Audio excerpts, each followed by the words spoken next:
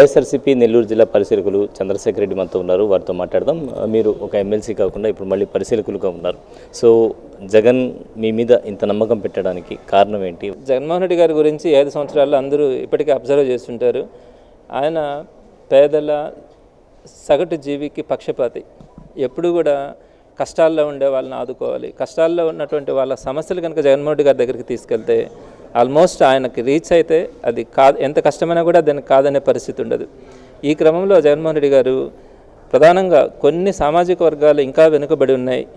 వారు ఎంత మనము వాళ్ళకి సంక్షేమ పథకాలు అందించినా కూడా ఇంకా కూడా ముందుకు రాలేకపోతున్నారు. అటువంటి వారందరినీ కూడా మనము సమాజంలో కొంచెం ఎలివేట్ చేయాలి అని అన్నప్పుడు ఈ అన్ని వర్గాలకు కూడా ఈ పొలిటికల్గా ప్రాధాన్యతనివ్వాలన్న ఆలోచనతో ఈరోజు రేపు 2024 ఎలక్షన్స్ అందరూ కూడా ప్రెస్టీజియస్ ఎలక్షన్స్ అనుకుంటున్నప్పటికీ కూడా ఆయన ఒక నిర్ణయంతో సామాన్యులని ముందుకు తీసుకొని వచ్చి ఎలక్షన్స్ చేయాలనే ఆలోచన అయింది.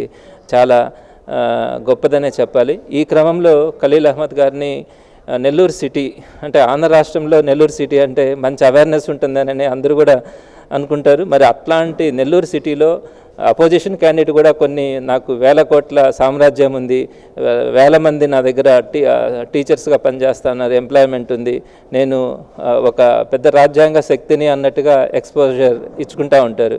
మరి అలాంటి చోట ఒక సామాన్యుడిని కూడా తీసుకొని వచ్చి ఆయన ఎమ్మెల్యేగా కంటెస్ట్ చేయించడం అంటే అది ఆయన ఆలోచనే. కానీ అందరినీ కూడా ప్రమోట్ చేయాలా, అన్ని వర్గాలని కూడా మనము ప్రమోట్ చేయాలన్న ఆలోచనతో ఆయన నిర్ణయం తీసుకోవడం జరిగింది.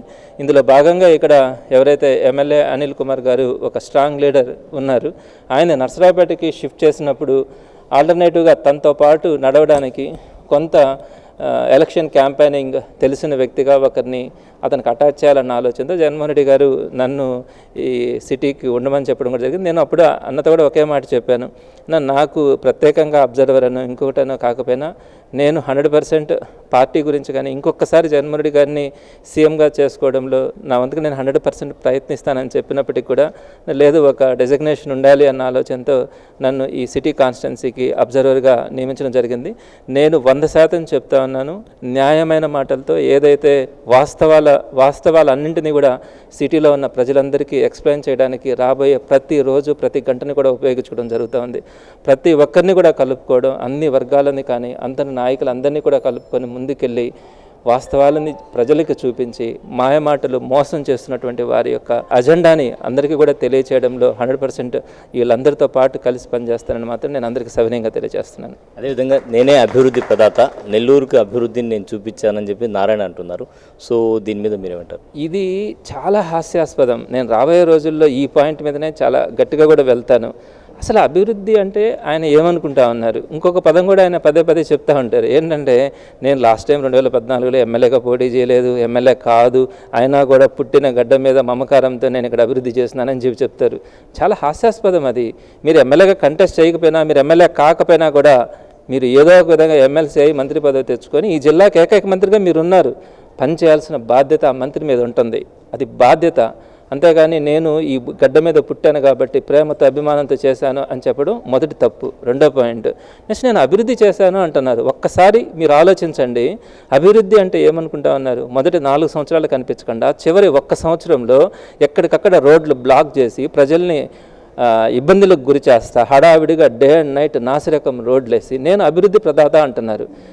ఈరోజు నెల్లూరు జిల్లా ఒకప్పుడు కేవలం వ్యవసాయం మీద, కూలి పనుల మీద ఆధారపడినటువంటి నెల్లూరు జిల్లా ఈరోజు సగర్వంగా ఆంధ్ర రాష్ట్రంలో తలెత్తుకొని నిలబడిందంటే దానికి రాజశేఖర రెడ్డి గారు మొట్టమొదటి కారణం. ఈరోజు కృష్ణపట్నం పోర్టు మనం తీసుకున్నామంటే కొన్ని వేల మందికి ఉద్యోగాలు ఇవ్వగలుగుతా ఉన్నాము. భూముల రేట్లు పెరిగినాయి. ఈరోజు ప్రతి ఒక్కరు కూడా సంతోషంగా ఆనందంగా ఉండగలుగుతూ ఉన్నారు. అది రాజశేఖర రెడ్డి గారు తెచ్చినటువంటి కృష్ణపట్నం పోర్టు. అలానే శ్రీ సిటీ కనుక తీసుకుంటే అది మనకు ఒక పెద్ద అసెట్. అక్కడ కొన్ని వేల మంది ఆల్మోస్ట్ నెల్లూరు అవతల నుంచి ప్రతి ఒక్కరు కూడా ఎంప్లాయ్మెంట్ కావాల్సిన వారందరికీ కూడా శ్రీ సిటీ ఒక అండగా ఈరోజు మనకు శ్రీ సిటీలో ఎంప్లాయ్మెంట్ జరుగుతూ ఉంది. ఆ వాల్యూస్ అన్నీ కూడా పెరిగినాయి. అలానే కోవూరు దగ్గర మనకి ఒక సెజ్ రావడం కూడా జరిగింది. జరిగింది. ఈ విధంగా అన్ని దగ్గరలో సెజల్ రావడం, ఎంప్లాయ్మెంట్ పెరగడం, ఈ భూముల వాల్యూస్ పెరగడం, ప్రతి ఒక్కరు కూడా ఈరోజు గౌరవంగా మనం బతకగలుగుతా ఉన్నామంటే దాన్ని డెవలప్మెంట్ అంటారు. అంతేగాని 4 రోజులకు పోయిన రోడ్లని వేసి నేను డెవలప్ చేస్తున్నానని చెప్పి మాట్లాడడం ఆయనకే తెలియాలి. రెండో పాయింట్ కూడా ఏం చెప్తున్నానంటే, నెల్లూరు బ్యారేజ్ ఉంది. ఒకప్పుడు నెల్లూరులో ఎండాకాలం వస్తే నీళ్లు లేక ఎంత అగచాట్లు పడ్డామో ప్రతి ఒక్కరు చూసుంటారు. ఈరోజు అలాంటి పరిస్థితుల్లో జలయజ్ఞం పేరుతో రాజశేఖర రెడ్డి గారు అనేక ప్రాజెక్టుల్ని ఆ రోజు అన్ని ప్రాజెక్టులను తీసుకొని వస్తుంటే ఒక్కరు కూడా ఈ ప్రాజెక్టులను కంప్లీట్ చేస్తారని నమ్మకం లేదు.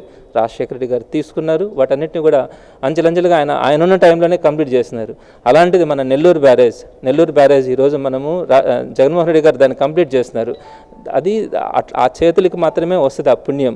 రాజశేఖర రెడ్డి గారు ప్రారంభించినారు, జగన్మోహన్ రెడ్డి గారు దాన్ని పూర్తి చేసి ప్రారంభించినారు. ఈరోజు మనము ఎక్కడా కూడా ఎంత ఎండాకాలం వచ్చినా కూడా రేపు వాటర్ ప్రాబ్లం కానీ ఎలాంటి సమస్య లేకుండా ఉండగలుగుతామంటే మనల్ని ఆ నెల్లూరు బ్యారేజ్ కాపాడుతుంది. అది డెవలప్మెంట్ అంటే. అలానే మన అనిల్ కుమార్ గారు కూడా తీసుకుంటే 2 సంవత్సరాలు కోవిడ్ వచ్చింది, 1 సంవత్సరమే ఆయన మంత్రిగా ఉన్నారు, ఆ తర్వాత ఎమ్మెల్యేగానే ఉన్నారు. అయినా కూడా సర్వేపల్లి కెనాల్ టోటల్గా రివిట్మెంట్ చేయించారు, సుమారుగా 100 కోట్లు. అలానే జాఫర్ సాహెబ్ కెనాల్ని రివిట్మెంట్ చేయించారు, అక్కడ 6 లైన్ రోడ్ తెప్పించారు.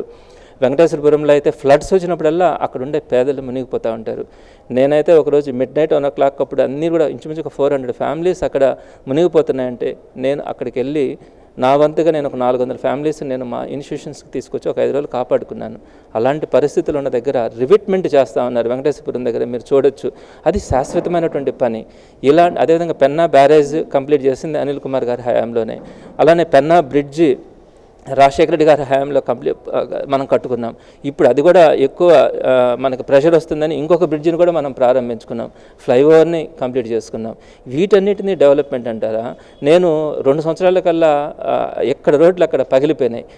అది కూడా హడావిడిగా అర్ధరాత్రి ఎంత డబ్బులు వాటి మీద అనవసరంగా దుర్వినియోగం చేసి 100 కోట్లని 14% ఇంట్రెస్ట్లతో తీసుకొని వచ్చి వాటిని చేశారు. ఇంకొకటి చెప్తాడు అభివృద్ధి అంటే, 4 చోట్ల ఏసీ బస్ షెల్టర్లు కట్టారంటారు. మీరు చూడొచ్చు, మెట్రాస్ బస్ స్టాండ్ దగ్గర ఒకటి కట్టారు, టీటీడీ కళ్యాణ మండపం దగ్గర ఒకటి కట్టారు, ఇంకో 2 ఎక్కడ ఉన్నాయో నాకు తెలియదు.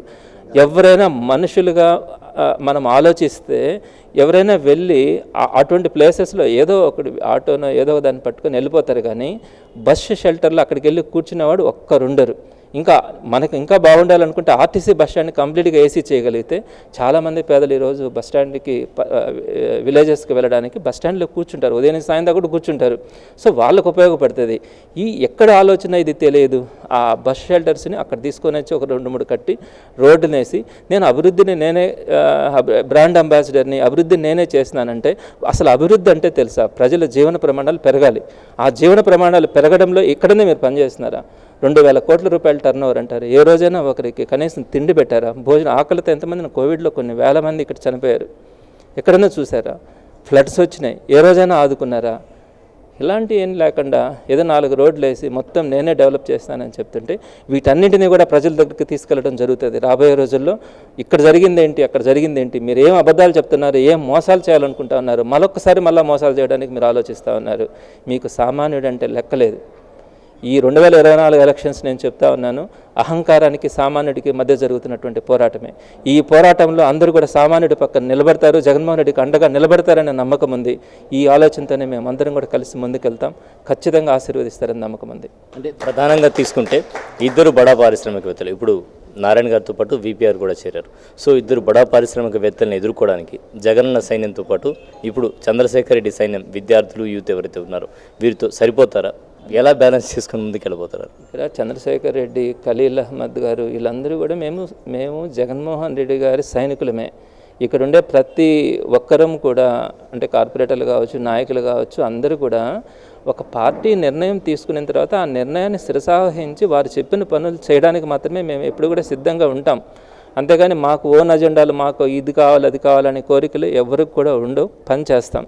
నెక్స్ట్ 2వ పాయింట్ అంటే, మీరు గతంలో కూడా చూడొచ్చు, నేను పెద్దవారి గురించి మాట్లాడడానికి నాకు అర్హత ఉందో లేదో తెలియదు.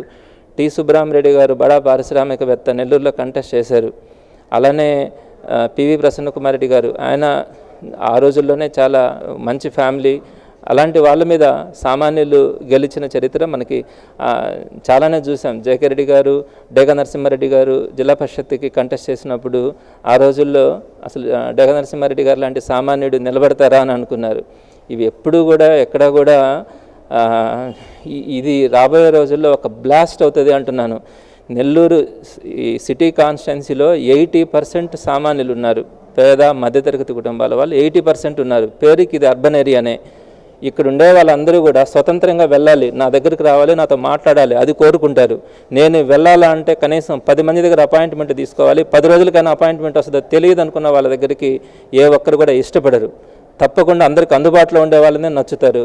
మేము ఆఫ్కోర్స్ వాళ్ళంత కోట్ల సామ్రాజ్యాలు మాకు లేకపోవచ్చేమో, కానీ జగన్మోహన్ రెడ్డి గారి యొక్క అండతో, ప్రజాబలంతో, మాకున్నటువంటి అన్ని వనరులతో డెఫినెట్గా 100% సిన్సియర్గా ప్రయత్నిస్తాము. ఖచ్చితంగా మంచి జరుగుతుందనే నమ్మకం కూడా ఉంది. చివరిగా ఖలీల్ని గెలిపించుకునేందుకు మీరు ప్రజలను ఏమైనా అభ్యర్థిస్తున్నారు? నెల్లూరు అర్బన్లో ఇంచుమించుగా 140,000 మందికి మనము సంక్షేమ పథకాలు అందిస్తూ ఉన్నాము. అందరికీ తెలుసు, ఇప్పుడు అపోజిషన్ కూడా చెప్పేది ఈ పేదవాళ్ళకు మాత్రమే ఈ పథకాలు ఇస్తూ ఉన్నారు, పేదవాళ్ళకు మాత్రమే జగన్మోహన్ రెడ్డి గారు సహాయం చేస్తూ ఉన్నారు అని అనేది చెప్తా ఉన్నారు. నేను చెప్తా ఉన్నాను, విద్యకు ఆయన ఇచ్చినటువంటి ప్రాధాన్యత స్వాతంత్రం వచ్చిన తర్వాత ఒక ఆంధ్ర రాష్ట్రంలోనే కాదు, భారతదేశంలో ఉండే ఏ రాష్ట్రంలో కూడా ఆలోచించలేదు. ఈరోజు ప్రతి స్కూల్ కూడా ఒక కార్పొరేట్ స్కూల్ కాదు, కార్పొరేట్ స్కూల్స్ అన్నీ కూడా అగ్గిపెట్టలాగానే ఉంటాయి, ఒక ఇంటర్నేషనల్ స్కూల్ స్టాండర్డ్స్కి తీసుకెళ్లారు. అలానే హెల్త్కి ఆయన తీసుకున్నటువంటి ఈరోజు ఫ్యామిలీ డాక్టర్ కాన్సెప్ట్ తీసుకురావడం కానీ, ప్రతి దగ్గర కూడా విలేజ్ హెల్త్ క్లినిక్స్ కానీ, మండలానికి 2 PHCలు కానీ, అర్బన్ హెల్త్ క్లినిక్స్ కానీ, అలానే కొత్త మెడికల్ కాలేజీలు సుమారుగా 8,000 కోట్లతో 17 మెడికల్ కాలేజీలు తీసుకురావడం కానీ, ఉన్నటువంటి హాస్పిటల్స్ అన్నింటినీ కూడా డెవలప్ చేసుకోవడంలో కానీ 60,000 కోట్ల రూపాయలు వాటన్నిటి కూడా హెల్త్ కోసం ఖర్చు పెట్టారు. చంద్రబాబు నాయుడు గారు నేను 9 hours ఫ్రీ పవర్ ఇస్తానని చెప్పారు. ఎక్కడిచ్చారు? ఏది చేశారు ఆయన? ఏది చేయలేదు. వ్యవసాయానికి మనమే చేశాం, సంక్షేమం మనమే చేశాము. ఎంప్లాయ్మెంట్ కూడా కేవలం 34,000 ఉద్యోగాలు గత 5 సంవత్సరాల పాలనలో వచ్చినాయి. మనం 2,16,000 రెగ్యులర్ జాబ్స్ ఇచ్చాం, సచివాలయ వాలంటీర్స్ జాబ్స్ కాదు, అవి ఒక 2,30,000 ఇచ్చాం. ఏది తీసుకున్నా కూడా అబ్నార్మల్ డిఫరెన్సెస్ ఉన్నాయి గతానికి ఇప్పటికీ. వీటన్నింటినీ కూడా ప్రజలకి తీసుకెళ్తాం. వీళ్ళు పదే మోసాలు చెప్తా ఉన్నారు, అబద్ధాలు చెప్తా ఉన్నారు. అబద్ధాలు, మోసాలు ఒక్కరోజు 2 రోజులు వింటారు, మీరు 4 నెలల నుంచి వింటా ఉన్నారు. ఈ 2 నెలల్లో వాస్తవాలు మీ దృష్టికి తీసుకొని వెళ్తాం. డెఫినెట్గా ఖలీల్ బాయ్ని, జగన్మోహన్ రెడ్డి గారు పెట్టినటువంటి క్యాండిడేట్ని గెలిపించుకోవడంలో చిత్తశుద్ధిగా అందరం పనిచేస్తాము. డెఫినెట్గా ఆ భగవంతుని ఆశీస్సులు కూడా ఉంటాయి. మంచి మనసుతో వెళ్తున్నాం కాబట్టి భగవంతుని ఆశీస్సులు ఉంటాయి, ప్రజల అండదండలు ఉంటాయి. డెఫినెట్గా సక్సెస్ అవుతాం. సామాన్యుడు అండగా నిలవాలి. జగనన్న ఆశీస్సులు ప్రతి ఒక్కరికి ఉంటాయి. అదేవిధంగా జగనన్న సైన్యం ఎవరైతే ఉన్నారో, మేమని సపరేట్గా లేదు, అంతా కూడా జగనన్న సైన్యమే. జగనన్న సైన్యం అంతా ముందుకు వెళ్ళి ఖలీల్ని నెల్లూరు సిటీ అభ్యర్థిగా గెలిపించుకుంటాం, దానికోసం ముందుకెళ్తాం. బడా పారిశ్రామికవేత్తలు నెల్లూరులో చాలామంది ఉండి ఓడిపోయినటువంటి సందర్భాలు చరిత్ర చెబుతోంది. కాబట్టి ఖచ్చితంగా ఖలీల్ అహ్మద్ నెల్లూరు సిటీ నుంచి గెలిచి తీరుతారు అంటున్నారు ఎమ్మెల్సీ చంద్రశేఖర్ రెడ్డి. ఇది వాటి స్పెషల్ ఇంటర్వ్యూ.